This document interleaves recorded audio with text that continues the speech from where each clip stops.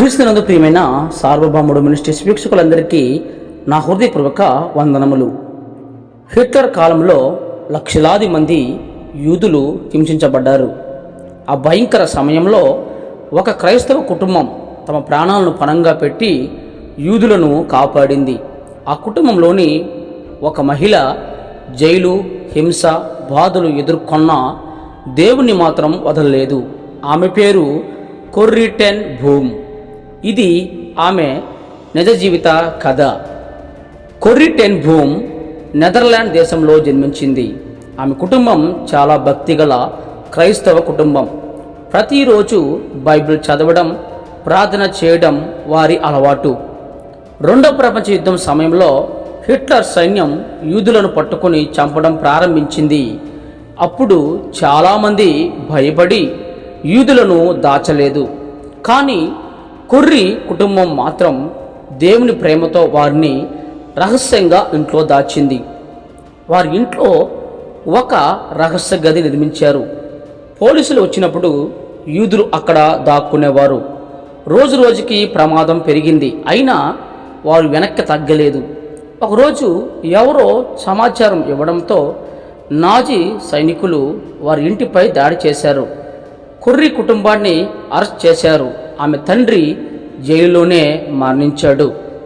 కొర్రీ మరియు ఆమె సోదరి జెర్సీని కాన్సంట్రేషన్ క్యాంపుకు పంపించారు. అక్కడ భయంకరమైన పరిస్థితులు, ఆహారం తక్కువ, రోగాలు ఎక్కువ, ప్రతిరోజు హింస. అయినా జెర్సీ ఒక్క మాట చెప్పేది, ఏ పరిస్థితిలోనైనా దేవుణ్ణి స్తుతించాలి అని.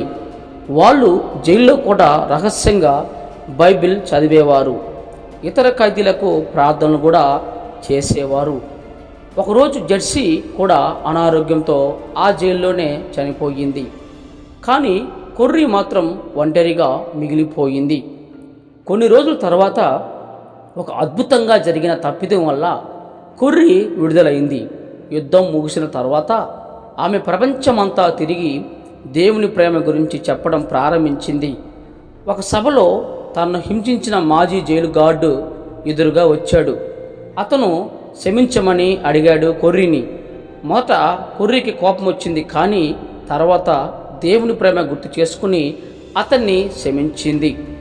చివరిగా కొన్ని మాటలు. స్నేహితులారా, నిజమైన విశ్వాసం అంటే సుఖంలో మాత్రమే కాదు, బాధల్లో కూడా దేవుణ్ణి నమ్మడం.